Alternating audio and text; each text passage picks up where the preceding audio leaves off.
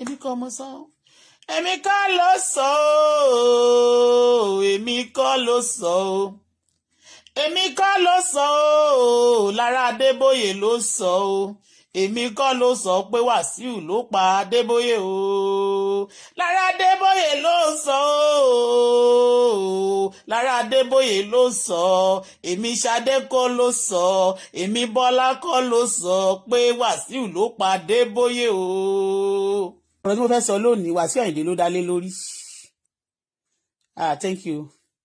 ṣé ti yé bẹ́yẹn Wàsíù Àyìndé ló dálé lórí. wọ́n dẹ̀ fi ṣe rán mi sí ní iṣẹ́ tàdé rán ikọ̀ kò ń pa ikọ̀. ṣé ti yé voice note ni máa sọ so máa wá sọ̀rọ̀ sí lórí. So ẹ káàbọ̀ sórí ètò yìí. So the story goes like this. When Mohbad died, you know, I started the iṣan tí mo kọ́kọ́ tẹ̀ mọ́ kó tó di pé wọ́n gbé sókè ńgbà yẹn. Mo tẹ̀sán mọ́ so ti yé because ìgbà tí mo gbọ́ story ọmọ Ọlọ́run fi ràn mí èmi mà I had on ṣe bá rí mi tí n bá lo extra strength mi lórí nǹkan is because of God not because of me. Hey, good morning jare I send message you are still jọ wọ́n bẹ̀ mí sí ẹ o. So during that time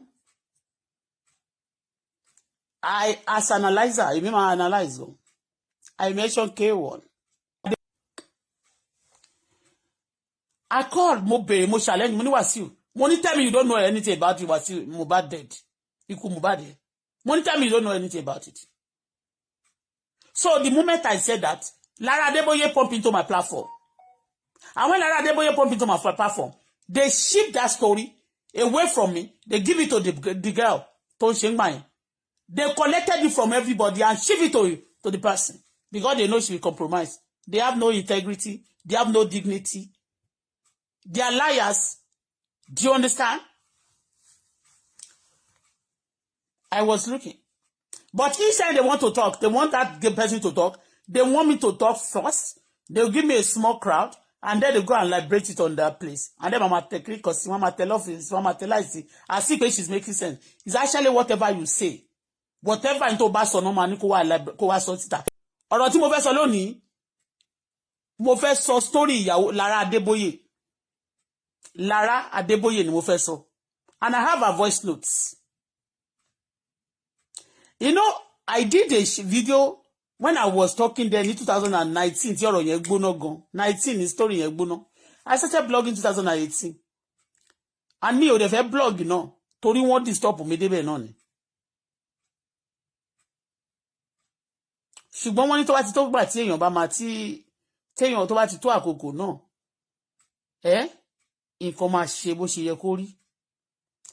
Ajá tó gidi tó bá dẹ̀ fẹ́ ṣeré ẹ̀tẹ́ ó máa ní kán gbé òun lọ sódò lọ wẹ̀ ni. Ṣìgìdì ní majority of them tó ń dẹ̀ mọ̀ pé gbogbo tó ń lẹ̀ mọ́ra tó bá rómi gbogbo ẹ̀ ló máa ṣì. Wọ́n dẹ̀ mọ̀ pé ìgbésí ayé wọn ò dáa. Kò ń ṣe kéèyàn tiẹ̀ lú kọrìbù kó dàbí monkey ó ti ìyẹn kọ́ là ń sọ. Kò ń ṣe pé kí monkey tá bá gbé monkey kan dénú studio ó máa fine. I don't want to say it. I don't want to go deep. I just want to talk about Lara Adeboye alone. So then, suddenly I saw that Lara, a platform, I mean, a lady, mo wá rí pé ẹni yẹn bẹ̀rẹ̀ sí comment, máa wo, máa dẹ̀ wo few comments yẹn, gbà wọ́n ti divert àwọn èèyàn kó lórí platform mi. Wọ́n ti divert ẹ̀ lọ sọ́dọ̀ ẹni tó ń fẹ́ go so because wọ́n máa fẹ́ kó compromise. Wọ́n compromise, gbogbo wọn pátá ń sìn. They know what happened, but people are beating around the bush. They are removing the original people. And we have said it all then. Forget. Either you believe it or not. Àdàbí ni tó bá ti jẹ́ pé irọ́ mo pamọ́ ẹ. Ṣó ti yé? Ó ti yé bẹ́ẹ̀ yẹn. I have 1,000 of people that do call me, but this Lara ni mo fẹ́ play lónìí voice note. Ìgbà tí mo sọ, so nígbà yẹn Lara dédé, ó kò ní mo wá rí pé Lara dédé wá sórí platform mi. Lẹ́sẹ̀kẹsẹ̀, mi ò fẹ́ dárúkọ idiot kankan. Mo bá rí tó bẹ̀rẹ̀ sí sọ pé àwọn set of apọkọjáyé, reset of apọkọjáyé, set of apọkọjáyé, mo kàn rí Lara lórí platform mi ni. Gbogbo ẹni tó máa kọjú mọ́ èèyàn tí ò dá tó máa lóò máa gbẹ̀mí ẹ̀ ni. Tádé gbẹ̀mí yẹn á ní kò tẹ́ tó máa mú. Ẹlẹ́dàá tó dá ọjọ́ òní, ọjọ́ Friday tí gbogbo ayé máa tún lọ sí mọ́ṣáláṣí tó máa lọ kírun tó dẹ̀ wà nínú àwẹ̀ káàkiri àgbáyé.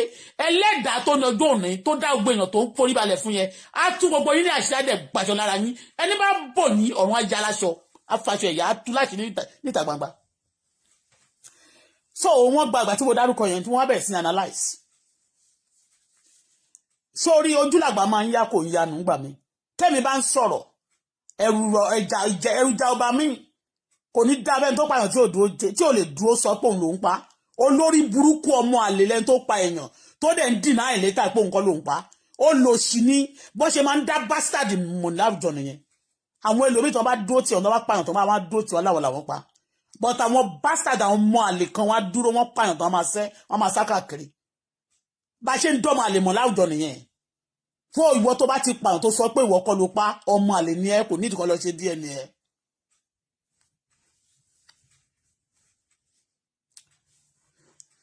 So ìgbà tó ń gba kéèsì yẹn tó gbé wọ́n ti gbé lọ sọ́dọ̀ ọmọ yẹn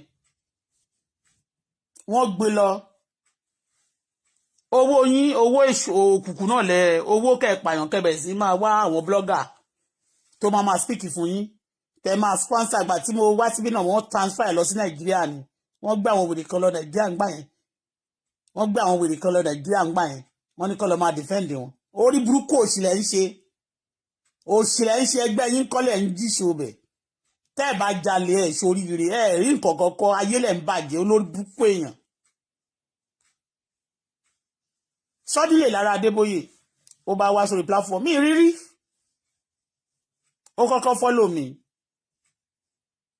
ò ń wo mo ṣàárẹ̀ ṣe bí mi mọ mi rí nǹkan kan lẹ́ẹ̀kan náà ó wá ń chat mi àwa máa comment tó bá ti ń comment yẹn ọmọ wèrè tọ̀hún tó ti compromise òpùrọ̀ yẹn a máa ní àwọn sẹ́ta afọ́pẹ́kọjáyé ẹ ṣàmà àwọn tó máa ń pariwo apọ̀kọjáyé àwọn kọ̀dẹ̀rẹ́ ọkọ tí wọ́n gan tí wọ́n pàjáyé kò fẹ́ wọn bí wọn pa bàbá Bùkọ́lá tí wọ́n bá pa níjọ́ yẹn lọ́hùn ṣótiyé tá a bá sọ fún bá ṣe gba ìwé Canada tá a jẹ́ citizen Canada bá la fẹ́ mọ̀ wá síbi afẹ́ ẹ̀pẹ́ ó máa gbà á ṣótiyé àkòdẹ̀kú lọ́wọ́ wa ọmọ òkín kú lọ́wọ́ oníkọlà kò kú sọ́wọ́ wa ó ti níyàwó kó tó kú ó tún kú a tún speak fún you coward ọmọ àlè yín tẹ bá pààyàn tẹ bá máa sáré káàkiri afọwọ́fọná ni yín ni ẹ lè nísinmi ẹni tó bá ti fọ gbèrègbèrè yẹn náà lẹ máa jó kiri you never see anything yet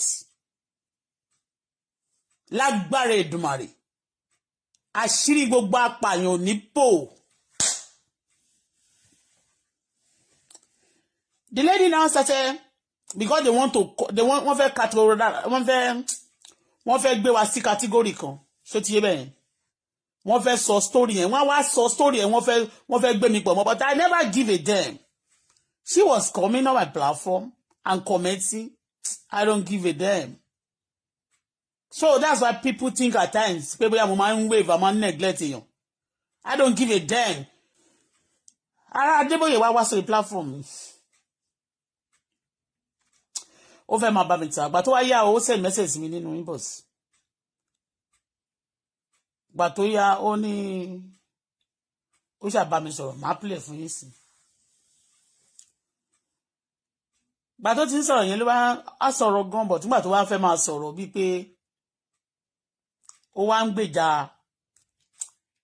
ó wá ní story kan tí ó lóun ṣe rí pé òun wo fídíò yẹn ń gbà yẹn pé wọ́n tag òun pé wọ́n sẹ̀ǹdẹ̀ sóhun pé òun wá wò ó pé mo sọ pé Gbénga Adéwùsì pé òun ló pa Gbénga Adébóyè mo ní nígbà yẹn ṣe bẹ́ẹ̀ rí bí Gbénga Adébóyè ṣe àmì Adéwùsì ṣe ń ṣe nínú pósí Adébóyè gbogbo èèyàn dẹ̀ ṣe pé ń fẹ́ mo sọ bẹ́ẹ̀ fún ẹ máa gbọ́ nínú fídíò yẹn ó nírọ́ o ìgbà tí mo dẹ̀ sọ̀rọ̀ Gbénga Adébóyè ń gbà yẹn was 2019 during the time tí mo fi sọ̀rọ̀ ni pé why tí àwọn celebrity náà àwọn kan náà wọ́n ń para wọn even nǹkan tó bá jáwọn èèyàn ló ní kọ́ lọ pa wọ́n so ti eyín tó bá jáwọn èèyàn ló ní kọ́ lọ pa wọ́n àwọn kan náà lára wọn tó jẹ́ celebrity náà máa lò láti pa wọ́n do you understand mo ní so mo dẹ̀ ti sọ̀rọ̀ Adébóyè for a long time mi dẹ̀ sọ mọ́ Adébóyè because he's one of those comedy àtàmáà ń wò tẹ́ bá ìwò mi ó máa ń fi àwọn Haúsá ṣe comedy Baniri Ganade Wondo òun ló sọ ń gbà yẹn ṣó ti yé mẹ́ẹ̀ ó máa ń sọ ó máa ń jòkè lórúkọ Haúsá ó máa ń joke lórí gbogbo yẹn especially tó ti yé bẹ́ẹ̀. So bọ́dẹ̀ ṣe ti wá sórí platform yẹn kí n tó fún èmi máa ń listing gan. When you are talking to me, you don't mention my name, I know. Tó lówe bá gbòwe ara ẹ̀ tí ò bá fèsì èròjà náà ló ń bà bọ́ tí ń gbà míì kì í ṣe èròjà tó gbé ní gbogbo nàní títà máa bá sọ̀rọ̀. Èmi ní àwọn èèyàn tẹ́mi máa ń dojú kọ tí máa fẹ́ sòótọ́ ọ̀rọ̀ tí máa pè é pé come and tell us. Sọ fún mi pé ò mọ̀ nípa nǹkan tó ṣẹlẹ̀ yẹn. Wọ́n máa ní ẹnu mi sórí bẹ́ẹ̀ ni mi ṣe tíìkì báyìí. Ó tíìkì ní Ọlọ́run ló dá bẹ́ẹ̀. Mọ́mì mo dẹ̀ ṣó pé mọ́mì mi ń kọ́ ó jẹ oúnjẹ tó da nínú oyún. Wọ́n sì àgbo fún. Bẹ́ẹ̀ ni ó jẹun tó da nínú oyún wọ́n tọ́jú ẹ̀. Ṣó ti yé yín mẹ́yẹn. Bàbá mi dẹ̀ tún ga òbí mo lọ́mọ ń jọ. Bàbá mi ga wọn ò bí mi nísọ ewúrẹ́ kí n lọ yà sísọ àgùntàn. Wọn ò bí mi nísọ láyọ̀n kí n lọ yà sísọ òbúkọ. Ó ti yé ọmọ tó jọ bàbá ẹ̀ ni. Tó bá bí ọmọ mi báyìí kò ní jọ̀yà kò ní jọ bàbá Ọlọ́run ní jẹ́ kárí. Ká tó máa lọ mo ń bọ̀ ọ̀rọ̀ lára la fẹ́ sọ afẹ́ play voice ni. Sọ ni àwọn ọlọ́pàá Nàìjíríà follow me. Mi kì í sọ ìran mi mọ́ ni mi kì í sọ gbóntí bá rí mọ́ ni màá kàn máa wo àwọn èèyàn báyìí. Like yesterday when I was playing music, I was in the car driving and there was, you can see throughout I didn't talk. I look at people like this. Ọlọ́run sọ pé just dákẹ́ má sọ̀rọ̀. Because nínú gbà yẹn nínú nǹkan tó wà máa dì mí tí n bá sọ ilẹ̀ máa tún dá á tún bàjẹ́. Ọkàn wọn ò balẹ̀. Gbogbo bọ́n ṣe fún mi yẹn the enemy are very they are afraid. They are afraid. The enemy is afraid. You cannot see me. Ìwọ tó bá jọ̀tá kó o gbúdọ̀ rí mi káyẹ̀ má jà. Mi gbúdọ̀ dárúkọ ẹ̀ káyẹ̀ má máa gbè jìnnìjìnnì torí pé òótọ́ la gbé dání. Kò sí lọ́rọ̀ wa. Anyway, wọ́n ní kí Lara wá sórí platform mi. Game yẹn ti yé mi. Ẹni tí mi ò mọ̀ rí tẹ́lẹ̀ tí mi ìdẹ́ ò bá mi sọ̀rọ̀ rí tẹ́lẹ̀. Ó kò bẹ̀rẹ̀ sí wá sórí platform bẹ̀rẹ̀ sí sọ̀rọ̀. During that time, wọ́n kàn lọ gbé story Adeboye náà jáde ni. So people want me to now wọ́n tún wá fẹ́ máa set iṣẹ́ pípé ìyàwó Adébóyè kan tó fi sílẹ̀ tó lọ fẹ́ Lara ń gbà yẹn. So òun náà tún wà lórí media wọ́n ṣàbẹ̀ sí fẹ́ máa create some scene. I look at things pàtó fẹ́ kí n sọ̀rọ̀ sí mo ní nígbà yẹn o tẹ́ bá fẹ́ sọ pé Lara gbọ́kọ mo ní okay now mo ní kí ló dé tí gbogbo family tó ń sọ̀rọ̀ ń sìn pé Lara ló pa àmì ló ṣe kíní kan mo ní kí ló tí wọ́n ṣàlàyé kán bá brother wọn sọ̀rọ̀ pé okay o ẹ má fìyàwó yín sílẹ̀ àtọmọ yín o tó bá tẹ̀ jó ogun ní gbogbo family but nígbà tí ẹni yẹn bá ṣe nǹkan tí ò dáa the family also supporting the person mo ní so what do you expect so mo kàn sọ̀rọ̀ mo gbẹ́nu kúrò ńbẹ̀ so Lara wá ń patronize platform mi dáadáa ó follow mi mo wo provide mo kọ́kọ́ wí pé àbí fake ẹni gbà tó wá send message wá lóhùn ni mania mo rí ọ̀rẹ́ lórí media nígbà kan tí bọ̀bọ̀ kan gbé wá bọ̀bọ̀ tó dẹ̀ gbọ́rọ̀ ẹ̀ wá yẹn inside tó bá ti gbọ́rọ̀ ẹ̀ wá máa gbé fún ìyá kan tó máa ń forí balẹ̀ fún yẹn ẹ yá wèrè ní lọ́kọ̀ wá ẹnìkan ṣe lórí media tí wọ́n láwọn èèyàn láìkẹ́ láti Nàìjíríà ẹni náà ò dẹ̀ lè dé Nàìjíríà ó ń sá kiri ó dé wọ́n tètè you don't know that one no be fake love na who ta lè fẹ́ máa tàn anyway ara lóko ń tàwọn èèyàn ṣá tó pa já ṣàwọn lẹ́ẹ̀kan náà ṣá lọ́wọ́ bẹ̀rẹ̀ sí bá mi sọ̀rọ̀ bóde ṣe ń bá mi sọ̀rọ̀ yẹn làwọn tọ̀hún yẹn wọ́n ti rò bóyá máa ba aṣọ rẹ̀ gan ṣé ti yé ní olórí burúkú kan tó máa sọ sẹ́tọ̀ fọmọ pọkọjáyé nígbà tí mo ti sọ̀rọ̀ pé wọ́n fi Mohbad ṣe tutù ayé ni o ó gbúdọ̀ wọlé lọ́jọ́ náà olúwa má jẹ́ ká sílẹ̀ ọ̀tá bó má jẹ́ ń fọ ọ̀rẹ́ mi ṣọ̀tá má jẹ́ ń fọ̀tá mi ṣọ̀rẹ́.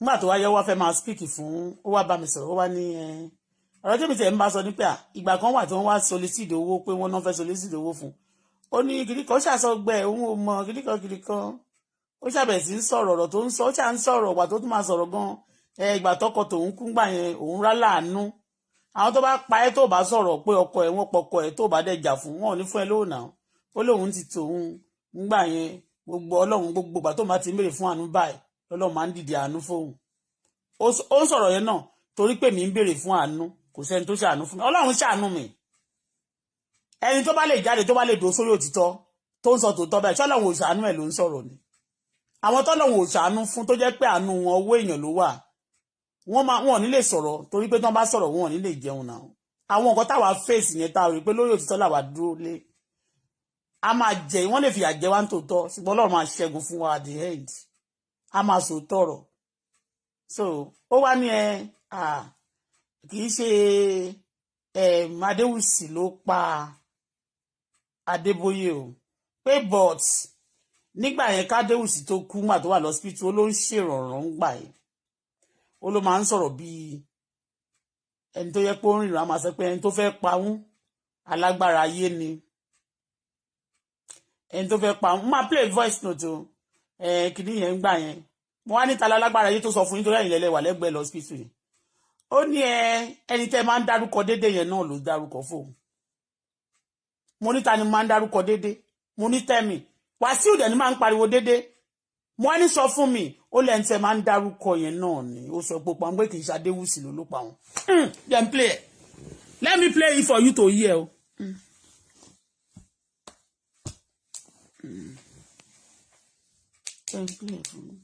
Ṣé rí fóònù tí mo fẹ́ fi play rí gbèsè lára ó ti máa ń san owó a máa san náà ni. Téèyàn bá tiẹ̀ jẹ gbèsè àwọn sọ pé a jẹ gbèsè báyìí dẹ̀ máa san wọn sọ pé a jalè àgbà nǹkan nìkan wọn ló lè ní wá pọkọlọkọ gba nǹkan ní ẹ gba ògo ẹ obìnrin pé ògo kan gbúdọ̀ wọlé kí wọ́n bá lè máa tàn. Then play o Lara ló sọ Lara Adeboye gbogbo àtó dẹ̀ wá sọ́dọ̀ mi yẹn tí mo ti lè dárúkọ wá sí pé wà sí tẹ́mi yóò wà nílé ìgbàlẹ̀ ó wá sọ fún mi pé ó mọ̀ nípa ikú Mohbad mo fẹ́ play ó yá láàbì ẹ̀ lọ́jọ́ mi ṣé ẹ ti rí méjì ni but máa play ẹyọ kan péré jẹ́ nǹkan tẹ̀ fún yín ní bí ojú 3 minutes ńlẹ̀.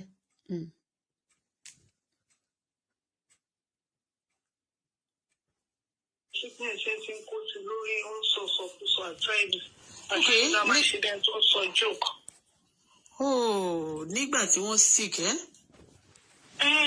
ó ṣàǹsọ pé ọkùnrin yẹn pé àárí pé alágbára ilé gidi gan ni ó fẹ́ pa òun àpáwọ̀ ṣọ́wọ́n àti ìgbà tí wọ́n sọ̀rọ̀ yẹn wọ́n pe àtọ́ni ẹ̀ bá gbọ́ nípò wà jẹ́ ìjọ níjà àbí wọ́n níjà tí mi ò mọ̀ ní. Ta ni mo dárúkọ ń gbà yẹn? Àmì ní dárúkọ anybody rẹ̀. Gbàtẹ́lẹ̀ gbọ́. Ẹnjẹ́ máa ń sábà dárúkọ yẹn náà ni. Ọkọ̀ bí kò flash lọ sí ibẹ̀ yẹn sọ́dọ̀ ọ̀rọ̀ tí gbégbá sọ lọ́dún náà lọ́hùn. Báwo pé wẹ́ ìyẹn ti kọjá. Ìyẹn tó bá kọ́ ó má mọ́ ọ.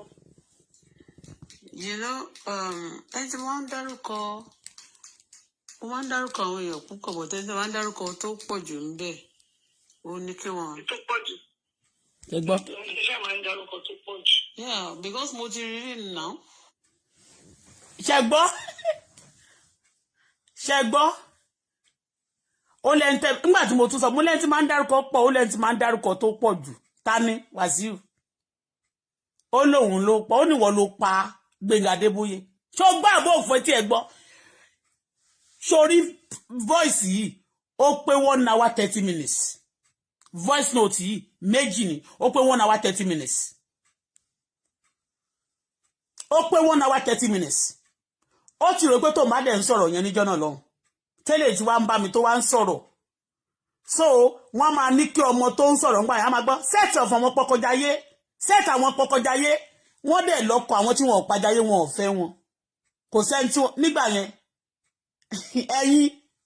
ẹ̀yin ẹ̀fẹ̀ ńlá mo ní 1000 of voice notes gbogbo game tẹ́ máa fẹ́ play yẹn níjọ́ yẹn ṣé mo fún face mi ò fún gbé Lara ní face oh beautiful but I don't give people face like that anybody tó bá ti ṣe nǹkan burúkú fún àwọn ìdílé tí ò lè dúró kó support láti jà fún I don't support them go and check me up ask from anybody nǹkan tí mo ṣe à ń sọ náà ni pé olúwa gbogbo nǹkan tẹ́ bá ti fẹ́ kọ jáde kí gbogbo yín máa sọ gbogbo ohun tẹ́ bá ti ṣe láyé o tó bá jẹ́ rọ́ ni wọ́n pamọ́ yín o kọ́ máa sọ ṣé kí n play gbogbo voice note mi lè play kò sí time àbí Lara kọ́ ló ń sọ̀rọ̀ yẹn nígbà tí Lara yẹn dẹ̀ ń sọ̀rọ̀ yẹn ni ọmọ tí bí tán gbé ẹjọ́ fún tán ti mọ̀ pé máa compromise tán ní kó máa dáwó fún nígbà tẹ́ ẹ̀ bá pa Mohbad kí lẹ̀ ń dáwó fún torí pé ẹ kàn fẹ́ fi owó yẹn náà tù wọ́n náà ni everybody will compromise tó bá lọ platform ilé wọn compromise tó bá lọ ilé wọn compromise ṣé wọ́n sin Mohbad pé ṣé wọn ta kíndìnrín ṣé wọn yọ kíndìnrín gbogbo kíndìnrín Mohbad ṣé wọn yọ ẹ̀jẹ̀ tán náà rí nínú yàrá Mohbad ọjọ́ tó kọ́kọ́ lọ yẹn kì í ṣọwọ́ yẹn ló ṣẹ̀jẹ̀ náà lẹ́yìn tó kú tán ṣé wọ́n yọ kíndìnrín àbí wọn yọ ṣé wọ́n yọ àbí wọn yọ tí ọ̀tẹ̀ yìí wèrè burúkú tó jẹ́ pé ìkà pọ̀ nù yìí ẹ máa fọmọ ọlọ́mọ ṣètùtù ayé wọn máa ṣe tán ó wá sọ́dọ̀ mi ló wá ó rò bóyá dátà yẹn wọ́n dẹ̀ ti gbé yín gbèrè sẹ́nu yẹn pé sẹ́ẹ̀tì ọ̀fọ̀ wọn kọ́kọ́ jáyé mọ wọn tó pè lápọ̀kọ́ jáyé ni bàbá ọmọ mi mo ti filẹ̀ for 6 years mo ń gbé Canada I live in Canada he live in South Africa we are no longer husband and wife when he died but because I mentioned Wasiu that Wasiu tell me let us know what exactly what happened tell us what happened Lara wá ẹni tó kàn dédé báńsì tó máa kàkà set eléyà máa pariwo eléyìn ṣàgádá máa pariwo set of àwọn pàkọjáyé set àwọn pàkọjáyé eléyìn ikú sọmọ lórúkọ ẹ̀yin ọ̀rọ̀ ìmọ̀ ń wa àkàrà ọdún mẹ́ta ìjẹ̀nà bàlọ́ ọ̀sán bàlọ́ òwúrọ̀ ẹ̀yin ìró a máa pariwo they think I don't know I know it I shone her too and I recorded her so that ó máa di ọjọ́ iwájú wọn máa sọ pé wọ́n sọ bẹ́ẹ̀ o wọ́n ń padà mọ́ wọn ni o wọ́n borúkọ wọn jẹ́ ni o wọ́n borúkọ wọn jẹ́ ó ní Adébóyè sọ pé ó ní bọ̀ tó ń wá rí pé wọn ò já ó ló sọ pé òun ló fẹ́ pa òun pé Wàsíù ni ẹ̀hún ò fẹ́ sọ̀rọ̀ bọ́ tẹ́ máa ń dárúkọ jù yẹn náà ni Wàsíù ni mo ń dárúkọ òun ló gbọ́ yín àbí Lara Adébóyè kọ́ ló ń sọ̀rọ̀ yìí ó ti mẹ́sẹ̀jì yìí ti lé ní ó ti fẹ́ pọ́dún méjì báyìí ìgbà tí mo bá ṣe ẹ̀kú yẹn tó ti gbé pèsè lọ fọmọ yẹn ṣé mo play mo rush play I have thousands of messages here ẹ má máa sọ pé wọ́n ń parọ́ mọ́ yín jàre torí ẹ̀ tí wọ́n bá jẹ́ pé wọ́n ń parọ́ mọ́ yín you that listen to me if that they are actually lying against these people do you think they will be paying money for blogger giving them money the money they tó máa ń jẹ yẹn ẹ̀rí owó tó máa dá fún wọn tó máa ní wọ́n ti kó jẹ sódùn wọn àwọn yẹn á fi raṣọ mo rà àánú gbà àánú ni mo rí àánú òṣìwò wọ́n ti pọmọ lọ́mọ ṣé ìwọ lè gbarú ẹ̀ gbogbo ẹ̀yin tẹ́ máa ń compromise yẹn tẹ́ máa sanwó fún lẹ́yìn tó bá pa èèyàn léèyàn tó tẹ́ máa ti ọ̀rọ̀ mọ́ ẹ máa lọ síwájú lọ sẹ́yìn Ọlọ́run á jẹ́ kó kàn yín ló bá dọjọ́ kan so ẹ lè mọ bó ṣe máa ń rí lára èmi mo wà lórí mídíà yìí tó bá gbẹ́ pé continuity mi le gan mo wà consistent gan mi ò tí bá tí wò iṣu àtẹnumọ́rọ̀ kò kì í jóná mo kàn lè let go kì í ṣe pé mo weak mi ò ń ṣe weak per vessel. The Lord is in me is a very strong God. I mean, when he's strong God, it's a God that is stronger than any man. So far God live, I will lie, I'm mama strong in lágbára Ìdùmarè.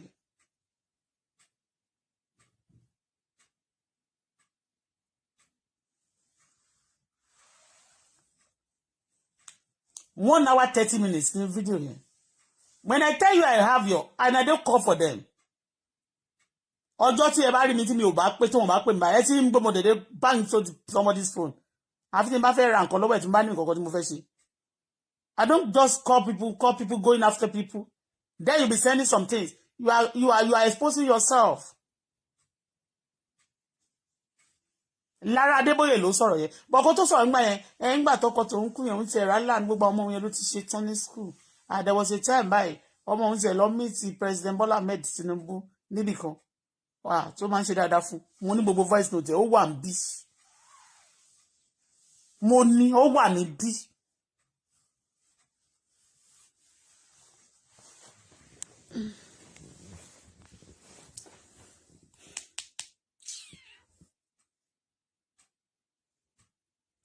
ìgbà tó wà yẹn wọ́n fẹ́ máa fi tọ̀mẹ́tì òun á máa tọ̀mẹ́tì mi ọmọ tí mi náà wà ní kó máa bú mi torí pé mo ti dárúkọ Wàsíù Àyìndé pé Wàsíù Àyìndé irú orí wo ló kọ yẹn nígbà tó tún jáde láti inú ìgbàlẹ̀ wọ́n ló wà nínú ìgbàlẹ̀ ńjọ́ yẹn pẹ̀lú àwọn ọba méjì kan ìwọ ló wà nínú ìgbàlẹ̀ tó dẹ̀ wá ń ṣe bí ìpèsè ló jọba a dẹ̀ mọ̀ pé tó bá fẹ́ jọba nílẹ̀ Yorùbá ńgbà mí ní àwọn tó bá ṣì wà demonic yẹn they use people for ritual mo ní kí ni adúpẹ́ fọ́lọ́run o adúpẹ́ fọ́lọ́run tí wọ́n sáfẹ́jì wà láyé kò tí kú a sì láwọn tó ń kọ́ hip hop lóríṣiríṣi o lóríṣiríṣi o Davido náà wà ń bẹ̀ o ọpọlọ adúpẹ́ gbogbo nǹkan kan ṣá máa dúpẹ́ adúpẹ́ fọ́lọ́run ọba o lórí Mohbad tó ti kú o ṣé wọ́n lè gbàrú ẹ̀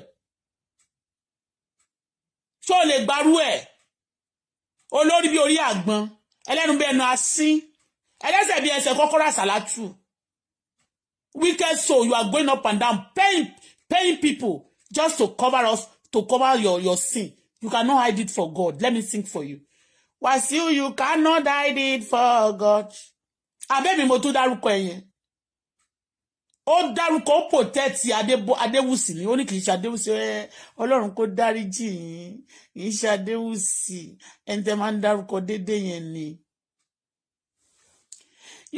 jẹ́ kí n play ẹ̀ fún yín ẹ máa gbà play ẹ jẹ́ n play ẹ jẹ́ nǹkan fún yín 3 minutes or 4 minutes nínú ẹ̀. You cannot hide it for God Wasiu you cannot hide it for God ọmọ ojú ṣàgbọ́lá. You may cover your sin, nobody may know, but you cannot hide it for God. Even the àwọn minister Canada àti anywhere wọ́n kàn lè máa support ayé kàn máa sọ pé irọ́ ni wọ́n pamọ́ kàn máa ní irọ́ ni wọ́n pamọ́ ṣùgbọ́n gbogbo ń tó pamọ́ kedere lórí níwájú Elédùmarè o kedere lórí o wọ́n ní Adébóyè tó kú ó sọ pé ìwọ ló fẹ́ pa òun ìyàwó ẹ̀ ló sọ bẹ́ẹ̀ ọlọ́mọ Ìjẹ̀bú lòun o ọmọ Ìjẹ̀bú lòun you cannot hide it for God you cannot cannot hide it for God wọ́n máa bí àwọn èèyàn pé kó máa yẹ̀yẹ́ mi ń bí ẹ̀sìn ẹ̀ wà ń ta àbùkù ẹ̀ pọ̀ lórí mídíà wo lórí lọ́wọ́ mi nínú àìká mi ẹ̀yin apààyàn excuse me let us play Lara ìpè ẹ́ o torí ẹ̀ tí máa sọ pé tó bá ti wá you want to come for me think very well before you come you do nonsense with me if you try nonsense with me àṣírí ẹ go to lórí social media yìí if you lie go and pay any blogger we don't care your blogger àwọn bloody idiot náà pé àwọn blogger àwọn yẹn ṣé blogger ẹ ní ṣoríire àwọn iléeṣẹ́ tó tiẹ̀ ní station wọn lè intimidate mi talk less of ẹ̀yin bloody idiots bloody mad people. Hey, ṣége dàmbọ́rọ̀ báńkì gbogbo ẹ̀yin ọ̀tá yẹn dàmbọ́rọ̀ báńkì ẹ̀yin òpùrọ̀ let me play Lara kílódé ìgbà tó dẹ̀ ní kọ́ ọmọkan náà lọ lé ẹ̀ báyìí tó máa ní kó lọ wọ yẹn tó bá ti dé wọ́n máa ń fi ìbà fún ẹnìkan wọ́n máa yẹn náà máa hype rẹ̀ ṣé wọ́n láìkẹ́ ló lè lọ Nàìjíríà gbogbo ẹgbẹ́ ẹ̀ lọ Nàìjíríà náà wọ́n máa kó wọn ẹ jẹ́ kó ṣì lọ gbogbo níta bá ṣe lọ́n fẹ́ ṣe ẹ jẹ́ lọ ẹ̀sùn ẹ̀kọ́ sì dànù àkó yín jẹ tí wọ́n sọ pé mi láyín mọ́ ni mo sọ yín láíláí ẹ ti dèwọ̀. Déètì ọmọ mi tó wà lẹ́gbẹ̀ẹ́ mi yìí tẹ́bẹ̀tẹ̀ ó mọ̀ every story about when we come to anyway ṣá àwọn èyí sábà yìí tó wọn kì í yí kòkò bẹ́ẹ̀ ó dẹ̀ yẹ pé wọ́n ti dá wọn lóró náà ṣùgbọ́n àwọn náà mọ ibi tó ara wọn kù sí. ẹbí wọn mọ ni. ẹni tó wá dẹ̀ ti ṣe búburú bí máa bá ń jọkọjọ. mo láì courage èmi ní orú courage pé ní ìyẹn bọ̀ tí mi silent way má kọ́ dákẹ́ màmá wò mi ò ní strength kí n sọ̀rọ̀ bí ṣe máa ń sọ̀rọ̀ mi bó ṣe pé mi ò dẹ̀ lè sọ̀rọ̀ bẹ́ẹ̀ o but mo kọ̀ ṣe mọ̀ nígbà tẹ́ pé kí ọ ti pass through so much ṣe pé. You know what she's also trying to say here is maybe I should be quiet. Understand me? Timothy ẹ̀ mọ̀ nǹkan gan mi gbọ́dọ̀ máa sọ. Pàdé níjọ́ yẹn 21 years lórí ẹ ti kú. Ṣé kó pàdé ẹ bá máa wá paint ni? Kẹ́ máa paint ẹ̀ lọ́dọọdún àbí? So that wọ́n lè máa sọ pé kí ni? Àwọn wọ́n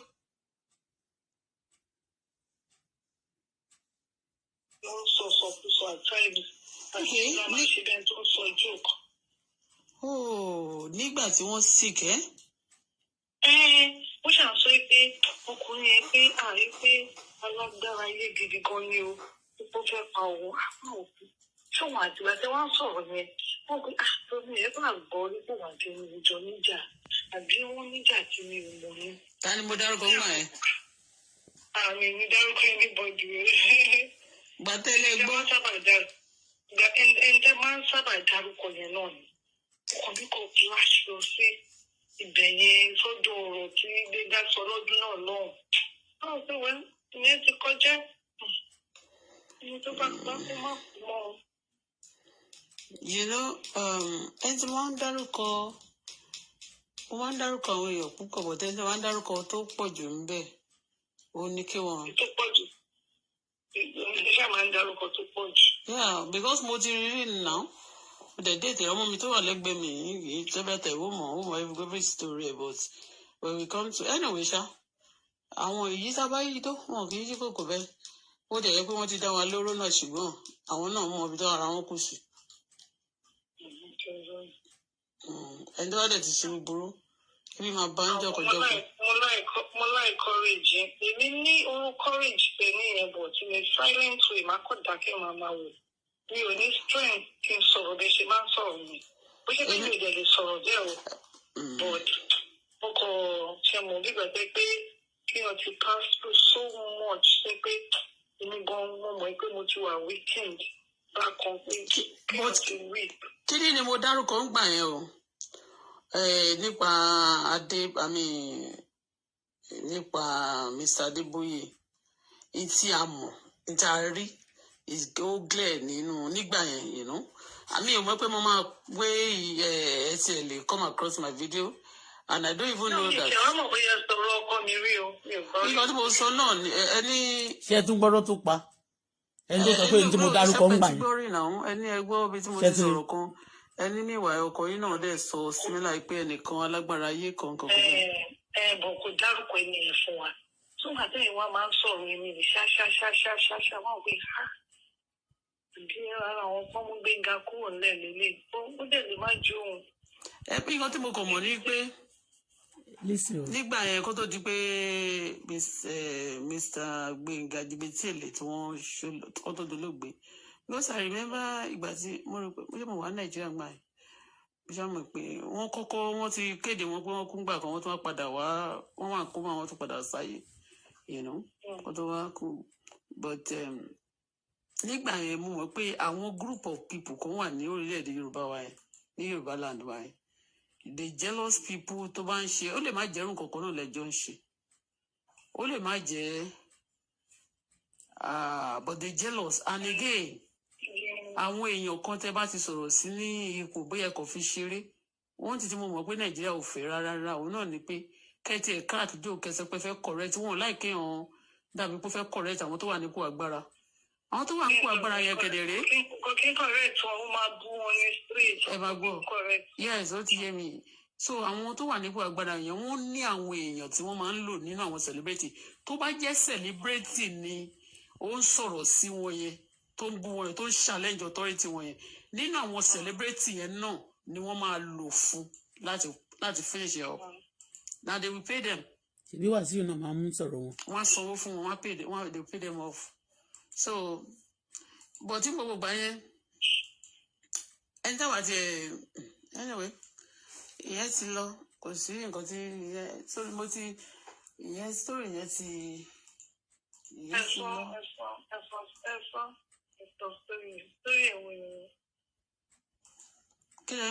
Ẹ̀fọ́ náà. Mo ní kẹfọ́ sórí náà. Ó wà ní. No. At least you don't call me for that and we don't that's not the me. Mo kọ́kọ́ rí ọjọ́ tí mo kọ́kọ́ rí pé Lara Adeboye mu ani ṣe the same torí many people don máa ń ṣe duplicate gbogbo àwọn èèyàn just to get in touch. Mo ti máa ń gbọ́ yín ti pẹ́ kan tẹ́ pé ti bá mo send ọjọ́ kan. Ṣé gbọ́ ó lóun ò ń gbọ́ mi ó lóun ò ń gbọ́ fídíò mi ó ti sọ pé òun ti ń gbọ́ mi ti pẹ́. Wọ́n wà lórí bí ìwọ̀n ní sọ̀rọ̀ bóyá àwọn tó wá ṣọ ní ni wọ́n á dá yín lóhùn ní ọjọ́ yẹn but wọ́n á realize pé it was not you were not live then. Mi ilé kéèyàn máa wà mi ìfẹ́ kéèyàn máa ṣe bí hypocrisy kéèyàn máa pa irọ́ pọ̀. I don't comment but I just love listening to what you say. Àwọn èèyàn wá ń ṣe yàn. Of course. Anyway, anyway. No, me is not paying. So I just, I now commented. But I'm always silent because I don't want to even intend. No, even but maybe this is maybe of recent. I'm talking of 5 years ago when people commenting. Because they won't have prayer. So people comment. But nǹkan tí mo kàn ń sọ nígbà tí mo ti sọ̀rọ̀ Gbénga Adébóyè ńgbà yẹn ó ti pẹ́ be 5 years ago to 6 years ago. I challenge a lot of people. I mentioned it on the this was in our celebrating sabotage one Nigeria. No emoji. In our video where YouTube now. A lot of people make money with it. So motiso but and when you're going to let me tell you another thing. People will present to you and you got to say media. You got to be careful. Be careful because even some people will come to you to give you gift. One bug on you got to be careful about them. Although we call or do you theory now, but that's your going to what 13 years now. 21 years. Hero 21 years. Yes, mo shall repeat me baby me. Yes, because more travel me I'm out of the country. Yeah, you told you 21 years. 21 years. Would you go to Jim Materi? Okay. How old did the last one? 25. Imagine. 4 years old, man. That's not it. It's not 21. I mean 25.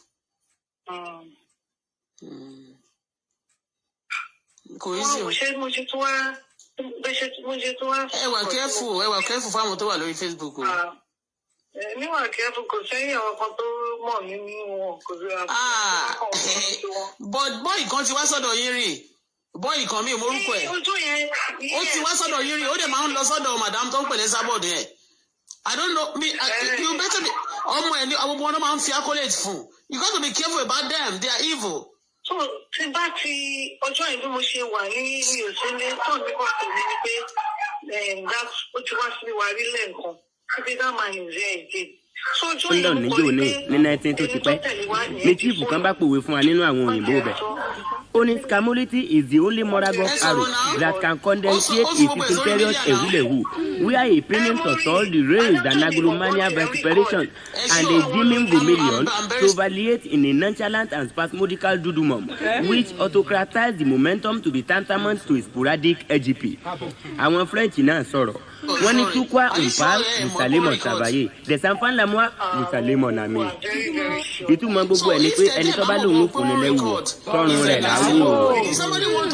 Láàkàyè òsì ní parẹ́ tó ń tọ̀ sọ. Àtẹ̀wòjẹ bàbá olóògùn kan lọ́wọ́ ra rẹ̀ ńlẹ̀ nínú múùlù ẹ̀ ńjọ́ ni ṣé mọ̀ pẹ́nu wọn máa dùn pọ̀ kódà kọjá pé ìdẹ́ lóògùn tí ń tà bẹ́ẹ̀ ló bá ti dùn ajé ọ̀wọ̀ gba rẹ̀ ṣùgbọ́n bẹ́ẹ̀nu eléyìí ti dùn tó ajé wọgbó ni torí pé àìsàn tó fẹ́ ta oògùn rẹ̀ fún wa kò jó náà gbádùn ẹ jẹ́ ń wà ní kùmá yẹn kí n sọ̀rọ̀ bó ti sọ́njọ́ náà ìgbà náà lẹ́. How many of them? 3 of them. So gbogbo ọdẹ ti ṣe tán so meanwhile wọ́n ní no èèyàn máa ń wọ̀ ẹ̀kọ́ ènìyàn wọ́tàkọ́tà ṣe tí bá gbọ́ ṣé ti ṣiṣẹ́ sí dọ́tà mi ti ń ṣiṣẹ́ confam ìkejì tó di call up letter fún NYSC. That's good. Ọlọ́run jẹ́ kó ń ríṣẹ́ tètè ríṣẹ́ o because that's the problem in Nigeria again. Wọ́n kàwé tán. Àmì Jésù. Wọ́n jẹ́ kó tètè ríṣẹ́. Àmì Jésù. Èmi ò tí a wà against guy èmi mọ̀ bóyá ọmọ sábọ̀dì ni èmi mọ̀ bóyá ọmọ anybody ni àti sábọ̀dì o. Gbogbo wọn máa ṣàmà because. Mo máa ń wo everything tí gbogbo yín máa ń sọ wọ́n ní ṣé ṣoògùn wà láyé ni àwọn èèyàn ṣe ń wà wicked báyìí. Nǹkan pé wo can't put my mouth. Ẹ wá lọ́jọ́ tí mo comment recently sọ pé therapy acknowledge pé mo wà ń bẹ̀. Wọ́n rò pé ẹ máa ń sọ̀rọ̀ kan pé wọ́n bá ti rí pé èèyàn kan ṣe mọ́ yín wọ́n lè wá ẹni yẹn lọ pé kọ́ máa da yín lóhùn kọ́ máa ṣe mọ́ yín ẹ sọ̀rọ̀ nípa bóyá títóbi rẹ̀ or something like that. Ìgbìmọ̀ tó tẹ̀ bẹ́ẹ̀ títóbi ẹ̀ wípé gbogbo bẹ́ẹ̀ ṣe kọ́ máa fún gbogbo tó mọ̀ pé pé màá dẹ̀ wá wù ní ọkọ̀ máa wá bá mi sọ̀rọ̀ yín. Nobody. Iṣẹ́ mo kí ẹ̀ fún wọn gbà tán ọ̀bọ mi. Wọ́n fún mi lájọ wọ́n wúlò fún mi. Wọ́n wúlò fún mi. Èmi mo wúlò fún wọn gbọ́ mo wá kí mi owó ló ná ni. Kò sí kankan mi ò miss anybody ń sìn. Lánàá ó gbà tẹ pè mí yẹn. Àmì ṣé mo pè mí ìgbà tí mo ti rí mẹ́sẹ̀gì lánàá.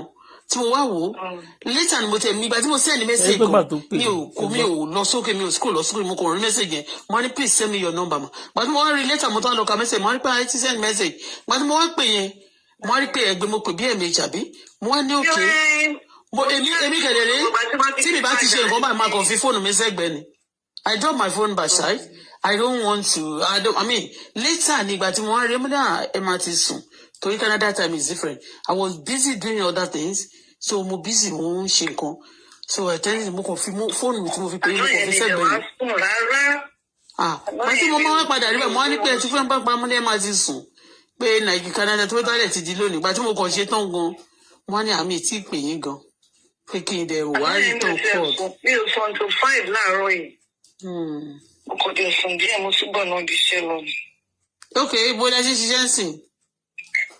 bí tí mo ti ń ṣiṣẹ́ láti ilẹ̀ náà ní Lagos State Government mo ti wà kíkùn kọ́kọ́ mi tó kú but àwọn èèyàn máa ń gbé rumors pé nígbà tọkọ mi kú mi Tinubu fún mi níṣẹ́ ìgbà tí máa jẹ́ gómìnà lèmi ti ń ṣiṣẹ́ ní Lagos State Government.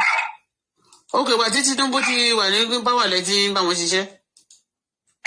ìgbà tí Marwa lẹ́tí ṣiṣẹ́ ní búbà Marwa kí Tinubu tiẹ̀ tó jẹ gómìnà but àwọn èèyàn ó ròyìn pé ní àtúndì ọkọ mi tó kú lẹ́yìn ìgbà tó ọkọ mi kú náà ṣe fún mi níṣẹ́ ní kí ṣiṣẹ́ ti pẹ́. oríṣiríṣi rúmọ̀ náà tẹ̀ gbé ń gbà yẹn gan náà. ó pọ̀. kò sí nǹkan tí wọ́n sọ ṣẹ́wọ̀n gbogbo orí news yìí ìgbà tí ẹ sọ pé ilé ayé ṣoògùn ni ẹ rí gbogbo scandal tó ń sọ ń pa yín gbà yẹn I read do the news very well kò sí ifo Tinubu yẹn gan wọ́n sọ̀rọ̀ mọ́ nípa yín wọ́n sọ̀rọ̀ nípa Adébóyè kò sí nǹkan tí wọ́n sọ ẹ ṣẹ̀ṣẹ̀ mọ́ ní Ìmúlá Adébóyè Adéwùsì wọ́n kò sí nǹkan tí wọ́n sọ ọ̀dọ̀ Adéwùsì yẹn náà in fact bó ṣe ṣe nígbà tí Adébóyè kú yẹn is not good. kí ló ṣe gangan. ó wọnú ó ń ṣe sàrà ó ń ṣe tutù náà nínú bí pósí wọn níbi tó ń sin wọn sí. nínú fíìmù bó ṣe gbé fún wa náà tá a rí nìyẹn wọ́n ní Yorùbá land ẹ máa gbọ́ ní Yorùbá land ẹ máa gbọ́ o wọ́n ní Yorùbá land tí wọ́n ní sẹ́yìn ọba kú wọ́n ṣàsọ pé wọ́n ló wọ̀ nípa ikú Adébóyè ṣàǹdà ohun kan tí mo fẹ́ sọ lẹ́ẹ̀kan tẹ́ sọ pé kí n má sọ nìyẹn. Okay, irọ́ náà pa o. Ṣèdè ní ẹ̀mí pírèsì ọlọ́run á tún àṣírí ibẹ̀ fún un. Pírèsì ẹ bá fẹ́. Ẹni kí ni? Amadéwòsì. Mo ní kẹ́ pírèsì. Ẹni tó ti kú tipẹ́tipẹ́ káṣá lọ máa pírèsì kí la fẹ́ gbà nínú ẹ̀ báyìí. Ọlọ́run lè rí ìbílẹ̀ kọ́ èmi ò lè kúrọ́ mẹ́ni tí ò ṣe o. Wọ́n ní wọ́n tẹ̀sán gbà yẹn pé ó ń déètì yín nǹkan bẹ́ẹ̀ yẹn pé torí ẹ̀ ló ṣe ṣé mo bó ṣe ń sọ nípa Ọlọ́run ṣé mo pé bẹ́ẹ̀ ṣe pè mí lánàá yẹn bẹ́ẹ̀ ṣe pè mí lánàá yẹn wọ́n ti ń bú mi lẹ́sẹ̀kẹsẹ̀ lábẹ́ ṣáàtì wọ́n ti ń bú mi lórí platform bò mí. Pé kí lẹ ṣe? Apọ̀kọ̀jayé group.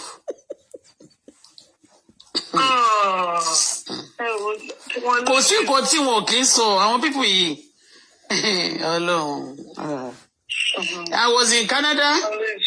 The father of my baby was in South Africa and they killed him there. Wọ́n dẹ̀ ń pariwo ń bíbá wọ́n dẹ̀ gbé sórí Google pé mi mú pa. Ṣé mo fún ní pọ́sì ẹbí mo ti tẹ̀lọ́rùn pẹ̀lú ọjọ́ the first tó kú? Ṣé ìyàwó tó fẹ́ nígbà tó tí èmi àti ẹsẹ̀ tí mo kúrò ta separate ó ti níyàwó tọmọ mi ń gbà yẹn wọ́n ní kò jẹ́ kó bá mẹ́sàn tọmọ mi bá pè ń gbà yẹn ìyàwó yẹn máa bú ọmọ mi ni a máa bú èmi náà.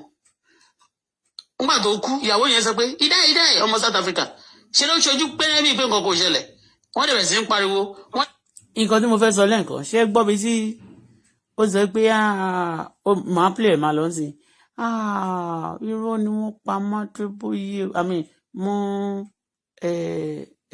Adéwùsì o ẹni tí ẹ dárúkọ yẹn ṣe rí pé ọ̀rọ̀ yẹn gùn ẹni tí mo ti sọ fún yín tẹ́lẹ̀ pé ẹni tí ẹ ń dárúkọ yẹn gan ni gbogbo ni ọkọ òun sọ fún un ṣe mọ̀ pé tẹ́ bá wo gbogbo ọ̀rọ̀ tó ń sọ ẹ máa rí pé ó sọ wípé òun ò tẹ̀ kí n wò wà tó wá yá ó ní gbogbo nǹkan tẹ́ máa ń ṣe lòun máa ń wò ṣó ti yẹn gbà tó yá máa ní òun ò tẹ̀ anybody lórí social media gbà tó tún wá yá òun tún wá ń wo òun wo Esabod yẹn máa béèrè pé ṣé ogun láyé ni gbà tó tún yá ó tún sọ pé oh God bóun ṣe máa ń wò báyìí pé òun ò tó ń ṣe pé tí ẹ wá ó lóun ò wò wọ́n á tún lárúkọ wọn fíìm nígbà yẹn tó dẹ̀ ti wá yẹn tó ti wá ń ṣe mọ́ mi tí mo ti rí pé ó fẹ́ máa ṣe mọ́ mi tó ti send message sí mi tèmi ò tiẹ̀ tí wò tí mo rí pé ó ti send message tó dẹ̀ send mo wá wò pé let me give audience kí ló fẹ́ sọ mo dẹ̀ ti ń rí pé níbi ibẹ̀ yẹn o wọ́n ti ń pariwo set àwọn pọkọ jayé kẹ́mọ̀ pé àwọn tó ràn wá náà ni wọ́n máa lọ sọ́dọ̀ òun yẹn tó máa lọ sọ fáwọn yẹn pé kó máa sọ báyìí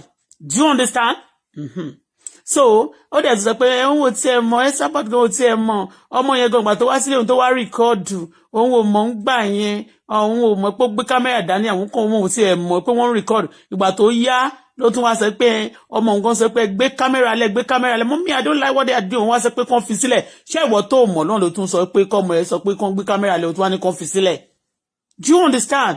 So ọ̀rọ̀ yẹn gùn tí bá sọ pé ọ̀rọ̀ yẹn gùn oríṣiríṣi ọ̀rọ̀ ló wà níbí ṣó ti yé mi ti ẹ̀ mẹ́sàn ẹ̀ para ó kàn tó dárúkọ president Bọ́lá Ahmed Tinubu ni gbà yẹn gan tóun tiẹ̀ wá ń bí iṣẹ́ gbà tó yá wọ́n rò bóyá president Tinubu ló fóun ní wọ́n ti kò tẹ̀ pé wọ́n Tinubu president Tinubu wọ́n rò bóyá Tinubu ló fóun níṣẹ́ ni bọ́n ọ̀dẹ̀ mọ́ pé òun ti ń ṣiṣẹ́ ní wọ́tá kìíní kó tó di pé òun ṣe níbí báyìí ó sọ̀rọ̀ bí ọmọ òun ṣe máa lọ ń bá president Tinubu wọ́n ṣe nínú fídíò yìí jẹ́ kí n stop ẹ̀ síbẹ̀ ṣe rí pé ó defend Adéwùsì dáadáa Adéwùsì tó glẹ̀ sí gbogbo èèyàn nígbà yẹn pé ó bó ṣe ń sáwọnú pósí ló ń sáwọnú ilẹ̀ ẹlẹ̀ nígbà tó ń fẹ́ sin tèmi dẹ̀ sọ ń gbà yẹn tá a dẹ̀ ń sọ tí wọ́n gbé tí news gbé gbogbo news àgbáyé báyìí ló gbé mọ́ ṣe ń gbé Adéwùsì gbà yẹn ṣe rí pé ó clear ó ní Wàsíù ni ìkan ni mo ṣe ń play lọ gbogbo fídíò yẹn is 1 hour 30 something minutes I am telling you so Wàsíù oníṣẹ́ ṣe ó ti yé tó bá ń pèyàn lólè kò ní gbẹ̀ràn ọmọ ẹran jó ó ti yé bẹ́yẹn tó bá ti ń pèyàn ní olè kò ní gbé ọmọ ẹran jó tá bá ń sọ̀rọ̀ sí pé èèyàn fine tá bá ń sọ̀rọ̀ criminal wọn ò ní sọ pé ó fine kò fine ṣé mo fine àbí mi fine báyìí ogun lẹgbẹ́ ẹgbógun tì mí ṣùgbọ́n Ọlọ́run wà pẹ̀lú mi Ọlọ́run ò gbógun tì mí but iṣẹ́ gbọ́n nǹkan tó sọ ń sìn ó ń defend Adébùsì nípa Adébóyè ó dẹ̀ sọ wípé ẹni tí máa ń dárúkọ déédéé yẹn tí máa ń dárúkọ jù yẹn òun ni ẹni tí ó pa ó tún sọ pé nígbà yẹn kò tún sọ but nígbà òun ló kọ́kọ́ sọ pé nígbà yẹn ọkọ òun sọ pé ó sọ fóun wípé ẹnìkan fẹ́ pa òun o alágbára yé èèyàn ló fẹ́ pa òun ló gbẹ̀mí ó fẹ́ gbẹ̀mí òun o nìkan kìnìkan ìgbà tó tún wá yá ló wá ní kò tiẹ̀ sọ̀rọ̀ ṣé ti yé yín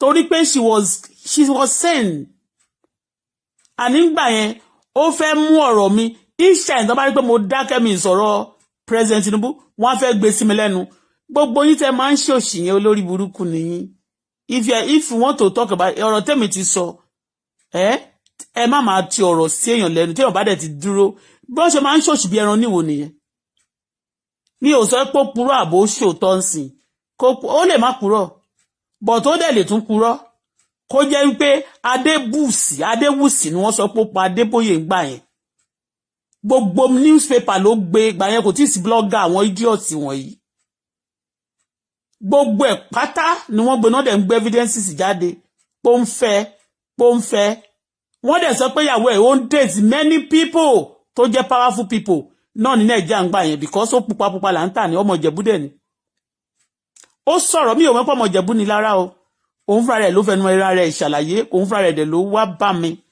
bó dẹ̀ ṣe wá bá mi yẹn lọ́jọ́ tí mo do you get my story now since I mentioned and I was trying to go deeper into the case of Mohbad then they have to call somebody to come and distract me she came for distraction and then she'll be roaming she's not going to stay she'll be talking to me like now people will be abusing me too that already she know because she'll be paid for what the errand she'll be paid for the errand they'll be abusing me slandering me and so nǹkan tí mi ò mọ̀ fún nípa mi tí mi ò ṣe kó máa sọ mọ́ mi níbí báyìí ó sọ ọ̀rọ̀ gan-an jẹ́ ń play jẹ́ ń fi sílẹ̀ bẹ́ẹ̀ ṣe rí pé mo dárúkọ president Tinubu ó dárúkọ kò sí nǹkan tí ò sọ ń bí kò bú wọn ná kò bú president Tinubu ó kàn sọ bí pé òun mọ̀ wọ́n rí ọmọ òun dọ́tà òun gan gbà tó lọ meet wọn ní hotel kan ní bolo tí lọ meet wọn l'Abuja àbíbo ni ó ṣá lọ meet wọn kankan bẹ́ẹ̀ yẹn first daughter òun Gbadakodo bàbá ṣàsùn ṣá ń sọ̀rọ̀ ṣé tí wọ́n ti sàn ó dẹ̀ lè má meet wọn kó kàn fẹ́ fi sọ pé ìwọ ń sọ̀rọ̀ fún Tinubu àwọn wà ní grand níbẹ̀ yẹn ọmọ tó ń gan ti lọ meet ẹ̀ face to face that's what she's trying to say alábòsí ni ngbogbo àyẹn kẹ̀lẹ́rẹ́ àwọn in-laws ẹ̀ náà ìgbà yẹn wọ́n gbé yàlé ẹ̀ jáde tó fẹ́ ká máa sọ̀rọ̀ nípa ẹ̀ but the deal have been done ní tí mo kàn sọ ńgbà yẹn náà ni pé ẹ̀yin family ńgbà míì tẹ́ bá fẹ́ pa ọmọ yín sọnù tọkùnrin yẹn tó bá tẹ̀ ti fún nídìí jẹ ṣó ti yé yín tó ti jẹ nǹkan tó ti jẹ ó ti gbéṣẹ́ ra mọ́ most of you too maybe you support the bullshit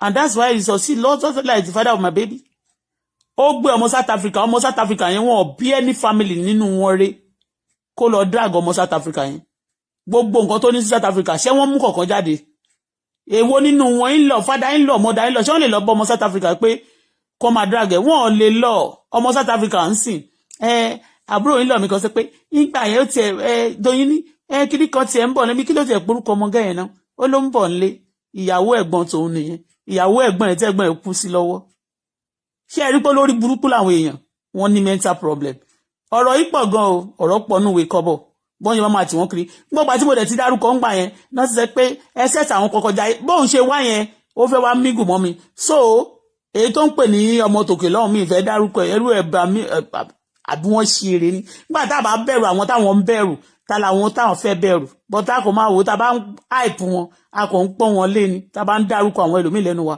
we are pọ́n wọn lé but I don't want to pọ́n anybody wọn lé ó ti yé so Wasiu Ayinde ó defend Adéwùsì dáadáa pé kò mọ anything ó ní Wasiu ni ẹni tí ẹ máa ń dárúkọ dáadáa yẹn náà ló sọ fún wa ń gbà yẹn òun fúnra rẹ̀ ló tún sọ pé kò tiẹ̀ dárúkọ ó ṣà ń sọ̀rọ̀ wọ́nranwọ̀nran yẹn tí wọ́n sá ẹni tí ẹ dárúkọ yẹn ìgbà tó tún yá ní possible bóyá kò dẹ̀ ní mọ̀ pé mo máa rìkọ́dù my phone I am telling you táwọn obìnrin bẹ́yìn àtàwọn tí bá ti gbé wá tó bá ti rán wá láti play game yẹn tó bá ti pè mí of course you know I'm going to record you I have thousands of yeah you know I'm going to record you simple as that wọ́n bá ti rán ẹ wá tí mo ti mọ̀ pé ilé wọ́n rán ẹ wá ni ẹ̀hún tí ẹ̀mí tó tẹ̀ ń jẹ́ record yẹn ẹ̀hún tí ẹ̀wọ̀n àtọ́wọ̀n yẹn ti ẹ̀rin bọ̀bọ́ yẹn tó tẹ̀ ń record òun kọ́ lòun ní kó record ògbà tó tún yá ní ẹ̀ ògbà tó mọ̀ ní pé kó gbélé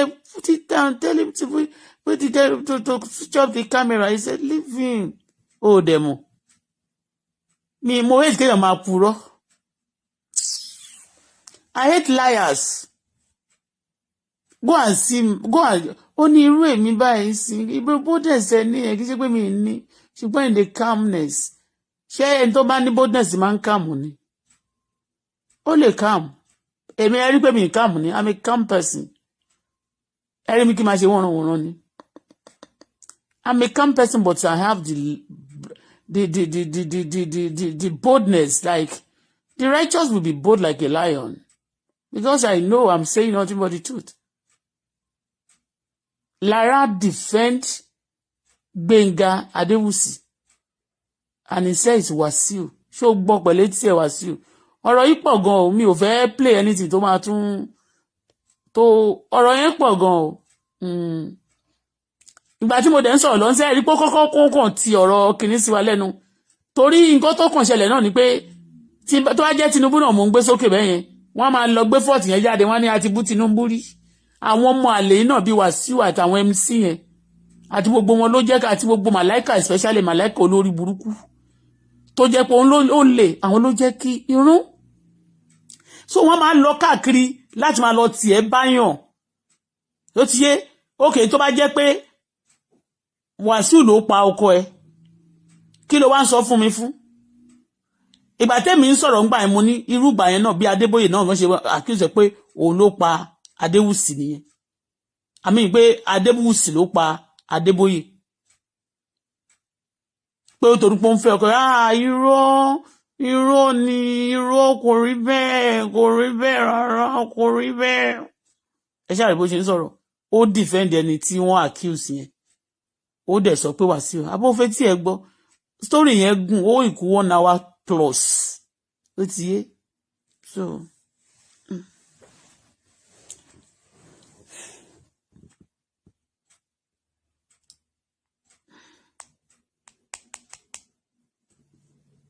you are disrespecting me, you want to be disrespecting me because wá sí ọmọ nǹkan tí mo fẹ́ sọ fún ẹ tó bá jẹ́ pé o kì í ṣe burúkú ni o ní máa wá káàkiri láti defend rẹ nísìnyí báyìí mi sọ pé mi sanra ẹ ṣáàrí mi gbà mí ó lè rẹ̀ mí kí n rọra máa rìn mí jẹ́jẹ́ gbà mí nǹkan ká tiẹ̀ máa ronú tá a bá níbi tá a lọ tá ń bọ̀ rọra máa gbẹ́sẹ̀ lẹ́yọ kọ̀ọ̀kan gbà mí inú wa lè má torí pé àmì ewu máa ń bi ó ti yé gbà mí kẹ̀dẹ̀rẹ́ à lè ṣe fáfáfáfá náà jẹ́ wá ṣe nǹkan kan fún ẹ wá sí o ṣé gbogbo yín tára ń ta gbogbo yín ara tó ń ta yín yẹn kì í ẹ sọ fún àwọn èèyàn para òdédé ta yín ipe òtítọ́ ọ̀rọ̀ yẹn korò ni o tó bá gbọ́ pé òtítọ́ korò òtítọ́ ló korò òtítọ́ ló korò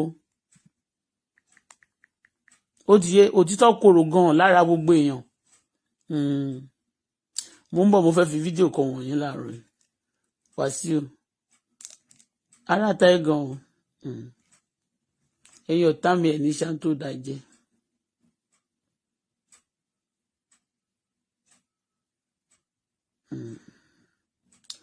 ọ̀tá mi ẹ̀ ní ṣáńtó dàjẹ́ wàláì ọbẹ̀ ti ṣáńtó dàjẹ́ ni mo fẹ́ fi kankan wọ̀nyí.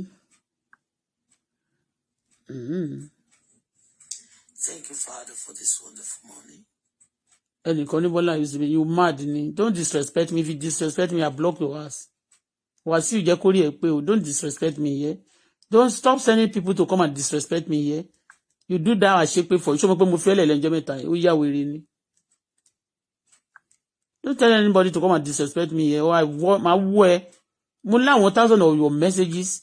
Mo ní ibi tó ọmọ ìyá ẹ. Àwọn ọmọ ìyá ẹ tó pè tó fi ọ̀rọ̀ ẹ sílẹ̀. Ohun yẹn mi play títí dòní. Àwọn èèyàn ń jọ́ sí mọ́mí ẹ kú náà wọ́n sọ fún ẹ pé kí ló dé ṣèwọ̀ nìkan nìyá ẹ bí ni. Wọ́n mọ̀ náà wàá mọ̀ náà pé tòótọ́ ni wọ́n ń sọ̀rọ̀ ẹ̀ wàá mọ̀ pé tòótọ́ ni wọ́n ń ṣe kiri fún ẹ náà. But mi sọ pé mo gbà wọ́n gbọ́. But tá a bá tiẹ̀ gbà wọ́n gbọ́ àrí nǹkan tó ń ṣe fáwọn èèyàn ń tà ni.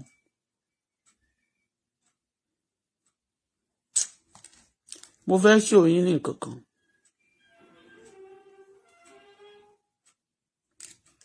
I want to show you something now. Stop your fuckery, okay?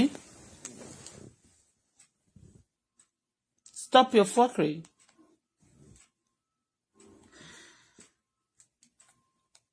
Don't stop telling people to come and disrespect me under my platform. Or I disrespect you, mo gbé ẹlẹ́mìí ìbẹ̀rù ẹ o. Kò jẹ́ kó rí ẹ pé. So ní under this platform, ní under video tí mo share, tí mo post láàárọ̀ yìí. You see this video tí mo ti ń jù di bàlàbàlà yìí. Ṣé ti rí? Ṣé ti rí mi? Tí bá wọ bàtà tó bá high, ó lè sọ fún mi kí n máa rìn bẹ́yẹn. I mean, tí mo ṣe ń jù di bàlàbàlà yìí, mo fẹ́ fi nǹkan kan wọ̀nyí. Somebody share it. I think how many people share?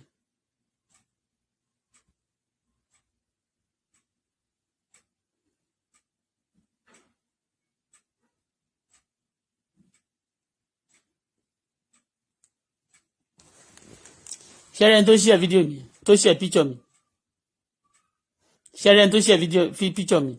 Bí mo ṣe post ẹ̀ báyìí gbam. Share and to share picture me. Sherry under eye. Let me see. Just show it to you. They are showing me that Sherry to share video mi. Bí mo ṣe post ẹ̀ láàárọ̀ yìí. Sherry to share video mi. Ara àwọn ọmọ terrorists àwọn ọmọ tó ń pààyàn yẹn ṣé ti rí. Ṣé ti rí. Sherry to share. Ó dá mi lójú pé Yorùbá lẹ́n tó ní page. Àwọn ọmọ ṣé àwọn tọ́ọ̀gì yẹn dẹ̀ ni. Sherry ẹni tí ó ní page yẹn tó share video mi Sherry nǹkan tó fi ṣe DP Sherry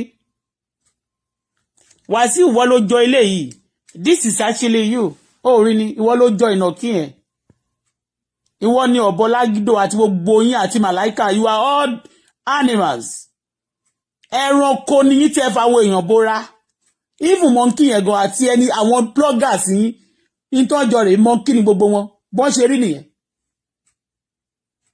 sórí ó rò pé gbogbo wọn wà mú ẹ máa mú pèsè àwọn tó bá ugly ẹ máa ní kó máa share video mi ṣé ìwọ fine ni ẹ̀yin fine ni ẹ̀yin olè oníkọ̀ọ́fẹ́ aláìsàn olórí burúkú olè gbogbo ìwà burúkú ayé apààyàn ló wà lọ́wọ́ yín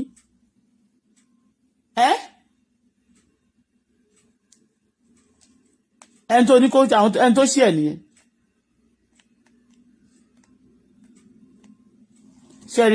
ṣẹ́rí ọmọ tó wà lọ́ndà ẹ̀ ṣẹ́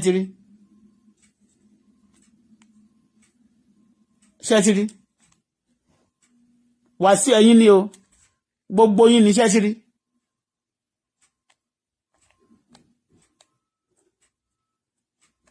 my video is not for ṣẹ́ ti rí. Now, I'm going to block you, that boy. Okay? I am going to block you. Ó fi animals ṣe DP. Ta lele tó tún gbé síbí.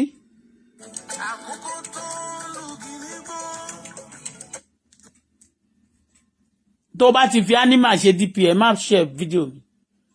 And kí ni ẹ ṣe video picture mi. You don't share my picture. I block your ass. Mo block yàlá ìyá ìdànù. Okay, hold on. Kí n tó block ẹ.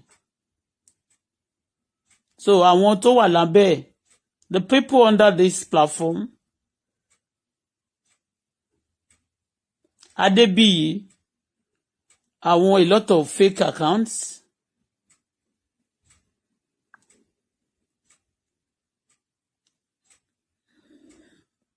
àwọn tó máa láwọn ṣe giveaway. What's the name of this one? Distress Magayin.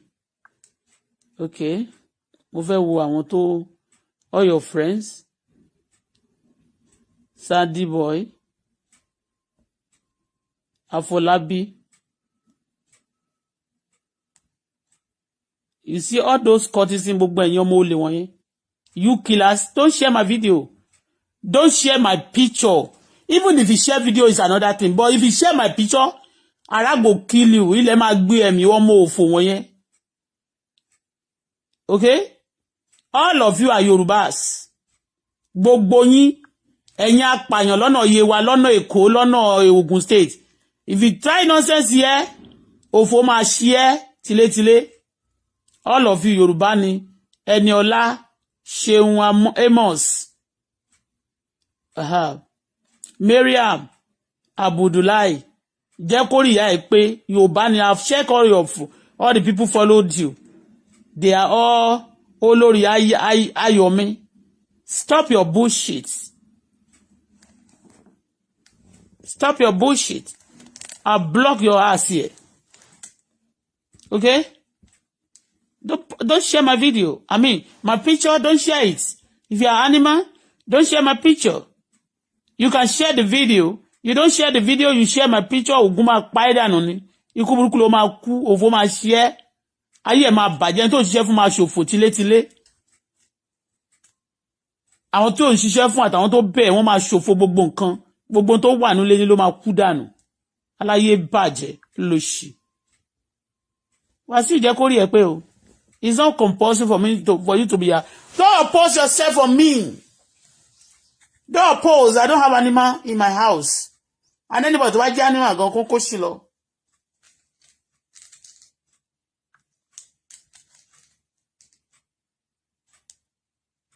I block your ass. You don't share my video.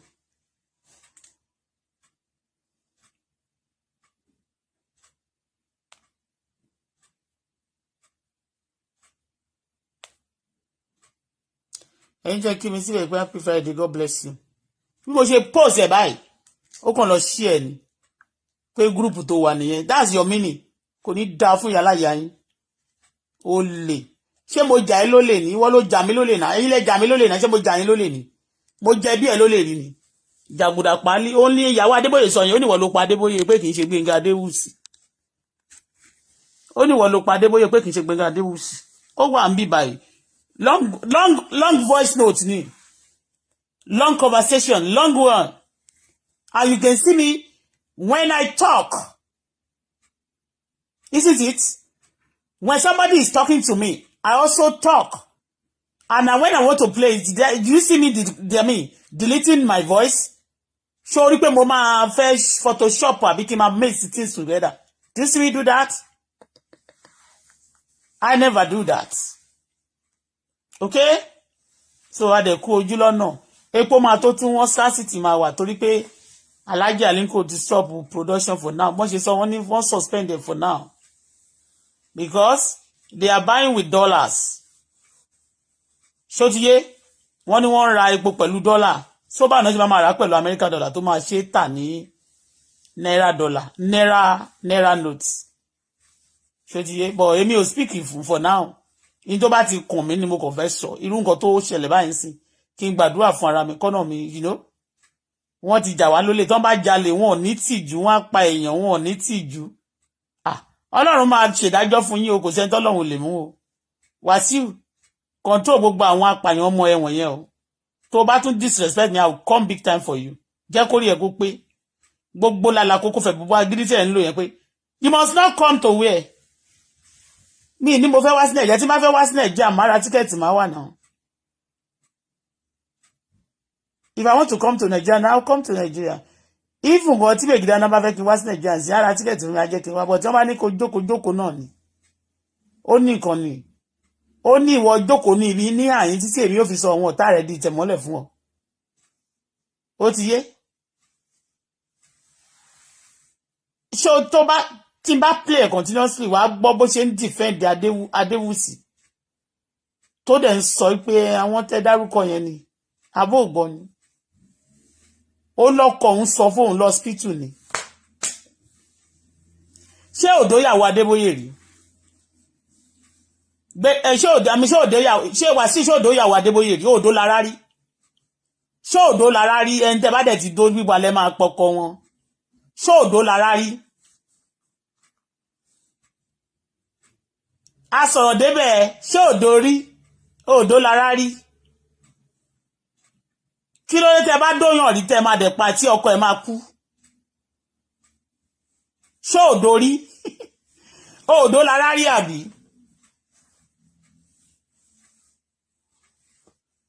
Apààyàn.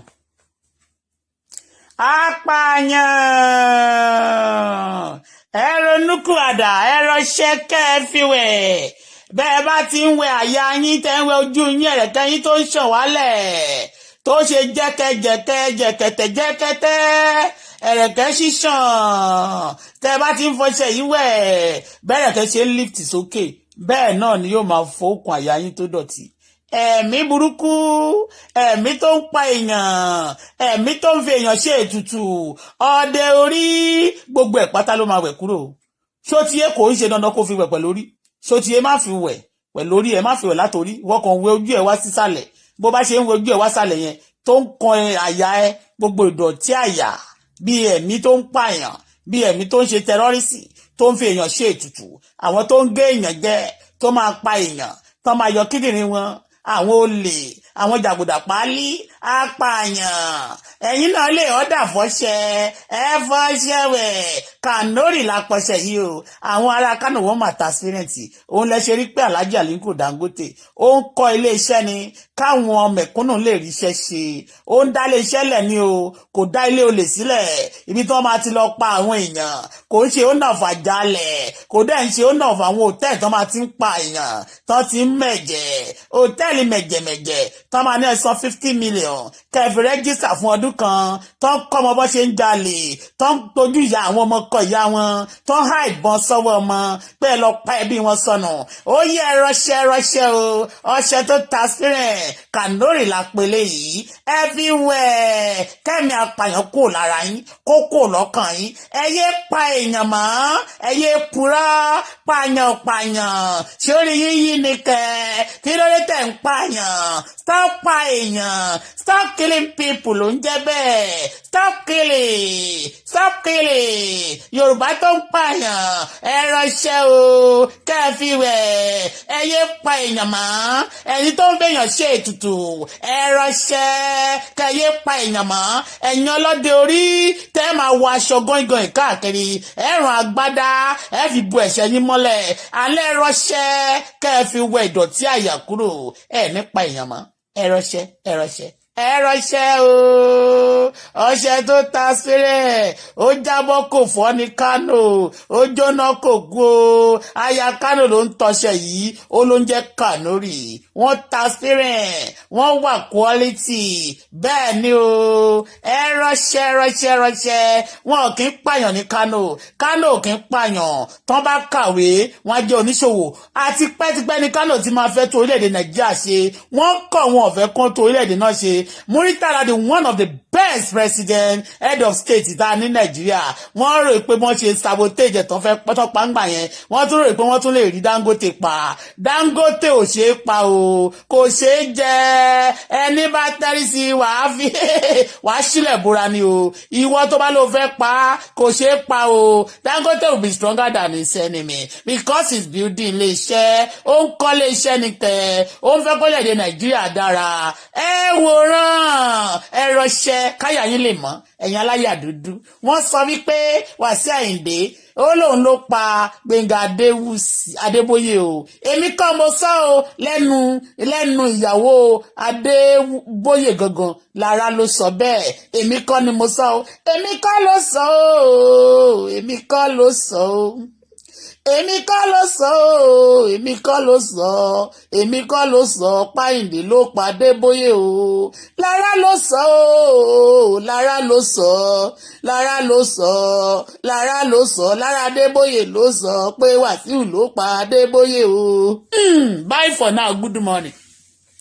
Ó tún kele yìí Ogun State Extension wọ́n gbalẹ̀ lọ́wọ́ wa ń bẹ̀ yẹn ṣùgbọ́n àwọn ò gbalẹ̀ ọkọ mi ò gbalẹ̀ o Dangote ò gbalẹ̀ ó rà ní ó sì ní bẹ́ẹ̀ ni Freestone wọ́n kọ́ iléeṣẹ́ ní ìlú Ogun State wọ́n níbẹ̀ yẹn ń jẹ́ Ìtorí wọ́n ló ń jẹ́ Ìtorí níbi wọ́n pè ní olóko ńlá tó kàn fòkó bí tó fi da gbogbo ìgboro rú àwa ti ra ilẹ̀ sí olóko àti ra oko burúkú kúrò ní orílẹ̀ a fẹ́ máa fi ṣe sìmẹ́ǹtì ni a fẹ́ máa kàn fòkó dàgbòrò rú sìmẹ́ǹtì ni wọ́n ń ṣe lórí oko ilẹ̀ yẹn ṣó ti yé yín o ó yẹ ẹrẹ eléyìí gbogbo ibi tó ti dógùn lára yín yóò ṣí ó yẹ rà á bẹ́ẹ̀ ni.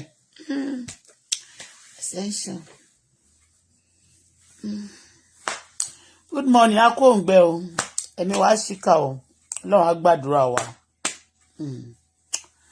Sọ fún àwọn ọmọọṣẹ́ Wàsíù sọ fún àwọn tó sanwó fún tán kó lọ Nàìjíríà ń gbà yẹn ní kan keep off. I'm not afraid of any bullshit, but you know what, keep off. Gentility of a tiger kò mí pé the tiger is a coward. Keep off tẹ́ bá fẹ́ jẹ̀wẹ̀ kì í ṣe pé jẹlẹ́jẹ̀ lẹ́ máa fi wẹ̀ this time around ẹ̀jẹ̀ yín lẹ́ máa fi wẹ̀ jẹ ara yín.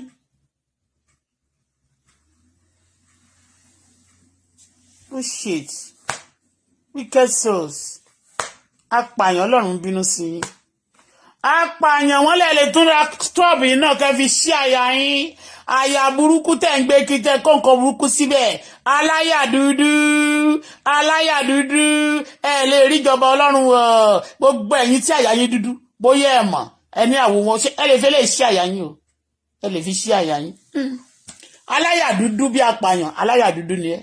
Bíbélì sọ pé tolúwa nílé àti ẹkún rẹ̀ ayé àtàwọn tó tẹ̀lé sínú rẹ̀ ta ni ó gorí òkè Olúwa lọ tàbí ta ni ó dóní mímọ́ rẹ̀ ẹni tó ní ọwọ́ mímọ́ ni o àti àyà funfun ṣùgbọ́n ẹ̀yin tẹ́ bá ti ní àyà dúdú apààyàn ló ní àyà dúdú alájàalẹ̀ aláyà dúdú nẹ̀yìn apààyàn tán kẹ́ ẹ faṣọ dúdú ẹ máa tafọ̀ sókè máa yí dóborí aláyà dúdú mà nìyí o ẹ ronúkúwàdà kẹ́ ẹ sì ra scrub kẹ́ fi fọ àyà yín tẹ́ bá ṣe ń gbo ara yín ìdọ̀tí àyà náà máa kúrò. Ẹ fọṣẹ wẹ̀.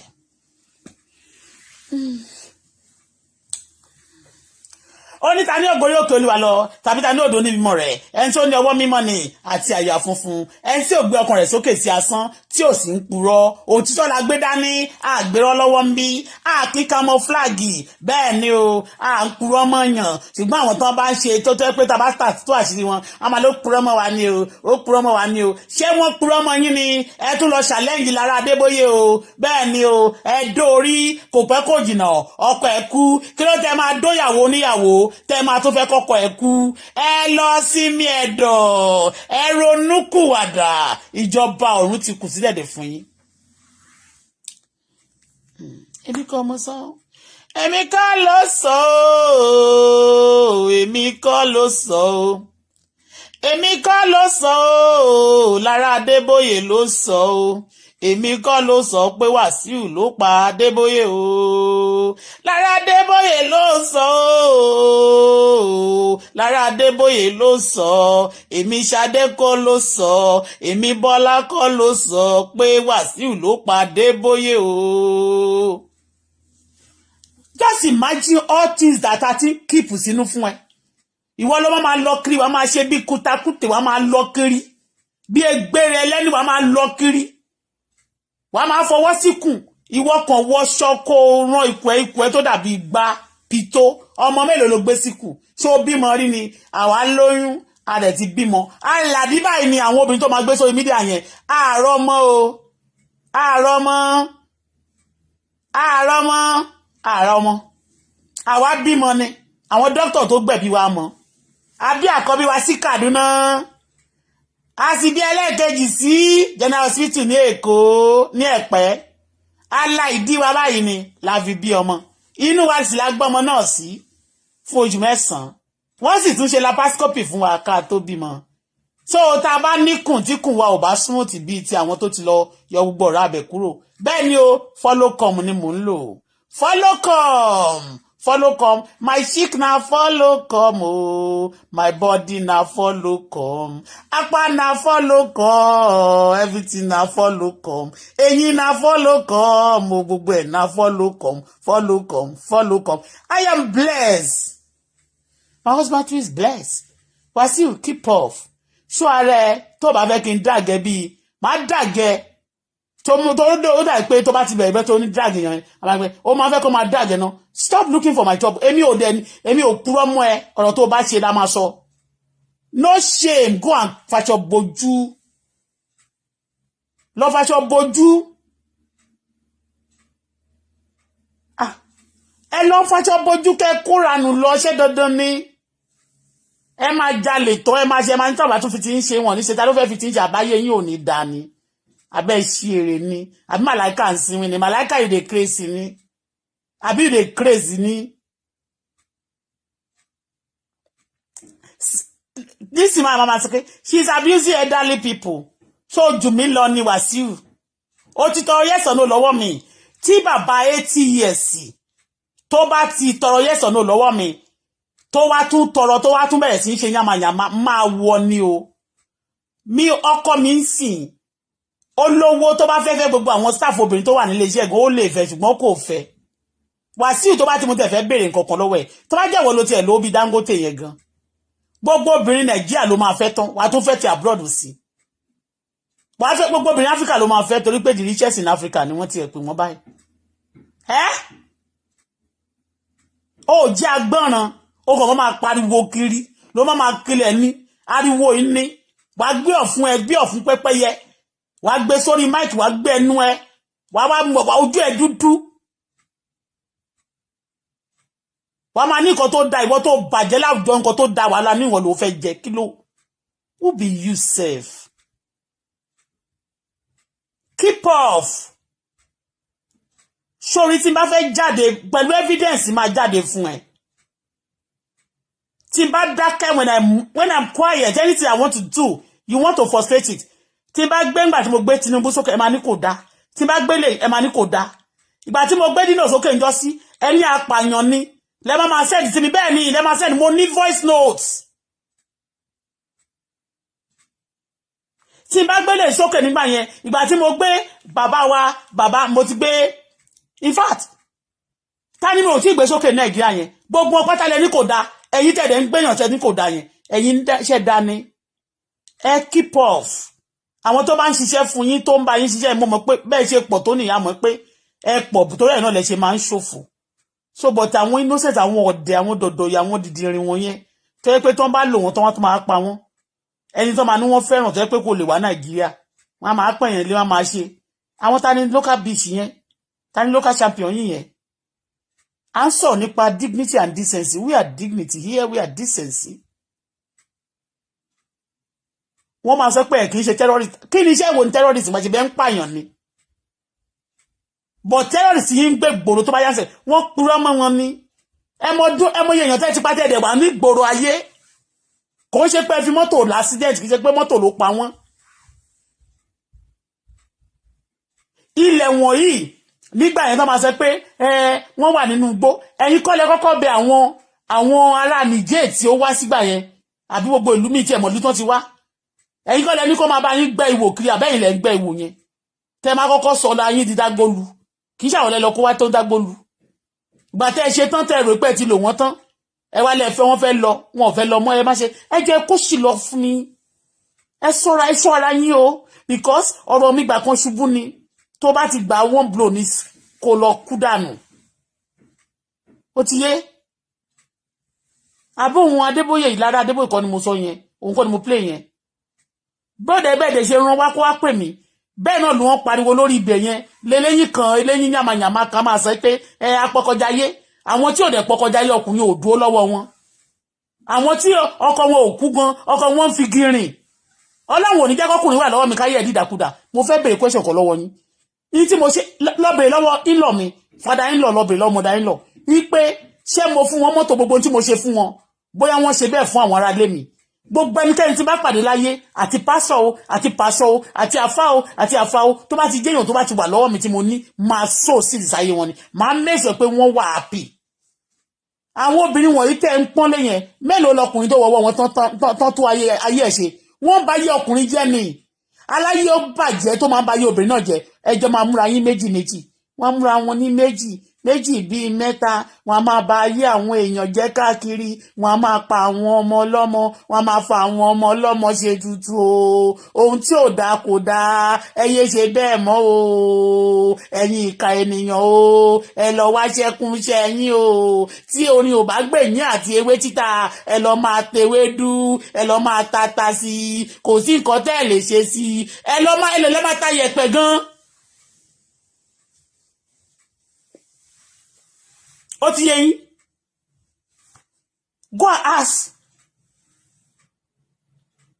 anybody tó bá gbé ogun tì mí mo tó sí ìdísáyé wọn ìwọ́gbọ́n 2 plots of land ló gbà Ìjẹ̀bú yẹn 4 plots of land ni mo rà síbẹ̀ lọ́tọ̀ọ̀tọ̀ bá wọ́n dẹ̀ gbà méjì tó kù ìwọ ló tún wá gbà ó lè aláìní tìjú wọ́n máa ní ṣebí 2 plots of land kí ni right èèyàn láti jalè what is the right of any man to collect your things ọkùnrin máa ń fúnyàn ní tó bá dẹ̀ fúnyàn ò tún nígbà lọ́wọ́ ẹ̀ ọkùnrin làwọn yẹn megirana wọ́n kọ́lé iṣẹ́ ìwọ kọ́lé aṣẹ́wó wọ́n dá epo sílẹ̀ nígbà tí wọ́n kọ́ rìfánárì ní Nàìjíríà rìfánárì iná tún sọ pé wọ́n bẹ̀rẹ̀ sí í túnṣe ó ti yé epo wọn nígbà tí Dangote rìfánárì ṣiṣẹ́ ní epo Nàìjíríà ò ọdún fepo ní December wọn they always sky for mi tí ìrírú ẹ̀ rí kí ọmọ ẹlẹ́ran máa jẹ gungun kí aláṣọ máa wà kísà no be juju be that ìgbà tí Dangote ṣí rìfánárì wọn ní epo kò scarce mọ́ Nàìjíríà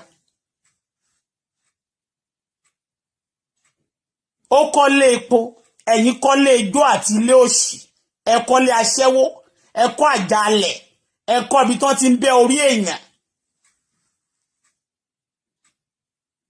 àríkẹni màá wí afàpáàdì bó tiẹ̀ mọ́lẹ̀ ẹ̀yin ọmọ òṣì kankan tẹ́ ẹ̀ bá ti pọ́n mi lérí má wá sórí platform tó bá wá sórí platform á tẹ̀ sí blọ́ọ̀kì ni o mi ìgbowó ń bẹ̀ ṣé o tí bá dẹ̀ gbowó ń bẹ̀ mi tẹ́ ẹ bá kọ́mẹ̀ntì sórí platform mi kò ṣe mí ní nǹkankan bó jẹ́ nìkan ló kọ́mẹ̀ntì bẹ́ẹ̀ kò jẹ́ nǹkankan fún mi wọ́n like àwọn tó ń like yẹn ẹni tó ń like yẹn tó bá bí ẹrin lọ sí Nàìjíríà ṣe bó ní passport lọ́wọ́ wọ́n like tó bá bí ìyá ẹ̀ dáadáa lọ Nàìjíríà wọ́n like ta lè fẹ́ máa pajá lọ́bọ̀ fún ẹrù pàdámù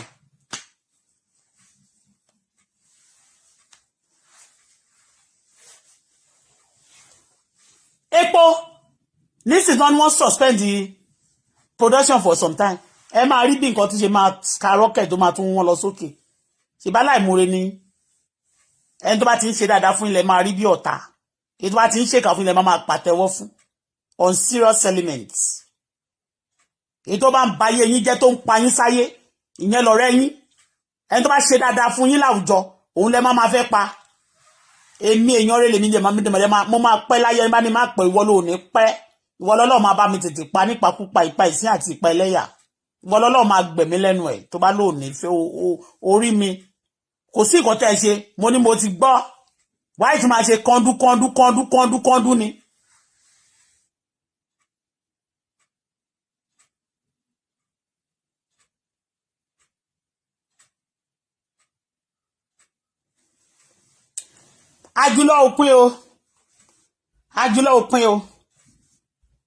Àjùlọ òpin o bẹ́ẹ̀ ṣe ń kó sí aṣọ gbọ́ngàn káàkiri lójoojúmọ́ go and check ọmọ aláyé Aliko Dangote owó wà but go check them sórí wọn kọ́ máa kóṣọ sọ́rùn bí gbọ́ngàn lójoojúmọ́ wọn ò wọṣọ lójoojúmọ́ but aṣọ tó wọ̀ kì í ṣe pé kò quality o but kì í ṣe by aṣọ tó bá wọ̀ it's by what you carry it's not even by your stature it's by what you carry what do you carry àná ti gbẹdògbẹdò lẹ́yìn gbèrú K1 àtàwọn kò wà tiẹ̀ àná ti gbẹdògbẹdò tẹ bá gbẹ́sẹ̀ wọ Dubai pa odò yẹn á gbẹ tẹ bá wọlé aláṣọ ẹ sọdá alákìsà straight away tẹ bá délé àwọn tó bímọ ẹ reduce ọmọ wọn kẹ pa wọn kẹsì wọn jẹ apààyàn of the highest order repent ìjọba ọ̀run kù sí dẹ̀dẹ̀ ẹ rọṣẹ́ order for this ẹ gbọ́ kí ìwà burúkú àyà yín kó lè kúrò Yorùbá tó ń pààyàn rọṣẹ́ yìí Kanori wife ló ṣe ó kún Kanori ìdọ̀tí àyà yín máa ṣí kúrò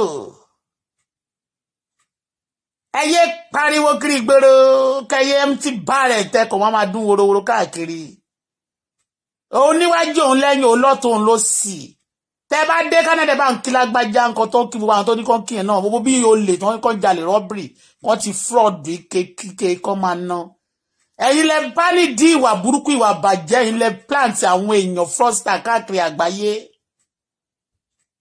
ẹ̀yin lẹ plant ẹ̀yin lẹ ní àwọn scammer wọ́ọ̀ṣì olè jàgùdà páálí kí ló dé tó rí bẹ́ẹ̀ kò yẹ kó rí bẹ́ẹ̀ kẹ́ ẹ ránṣẹ́ kí dọ̀tí àyà yín sí kẹ́mi pààyàn kókò lára yín ẹ ránṣẹ́ kẹ́fi bẹ̀rẹ̀kẹ́ tó dúdú tẹ́fi snapchat tẹ́fi pákéjì sókè ẹ ránṣẹ́ kẹ́fi lift ẹ̀ ọ́ bọ́ṣẹ́ yìí ń lift ẹ̀rẹ̀kẹ́ tó jò ẹ̀rẹ̀kẹ́ tó jò tó ti pa póbì dátọ̀ gan ó ń lift ẹ̀